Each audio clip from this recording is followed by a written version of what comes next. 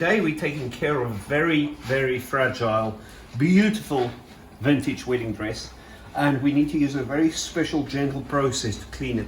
So we've got a special cleaning solution that's diluted very much down to give us a good cleaning power, but not to be too aggressive on the dress.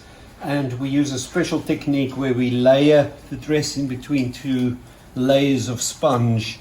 And what this would do is it would push the water through the fabric forward and backwards as we're doing it this way, but it keeps the fabric intact, so it doesn't cause that heavy agitation that you'll find in a machine, but it does move the cleaning solution right through the fabric. And we will repeat this process several times, so we remove as much soiling as we possibly can. And then the most important bit of this whole process is to rinse this cleaning solution out of the fabric again. And then once that's done, we rapidly dry this dress so that we prevent any browning or any challenges like that. But of course, we've tested the dress before to ensure that the process is safe for the dress. And we are now comfortable that the process we follow will give us the outcome we really would like. And that's what we're busy doing here.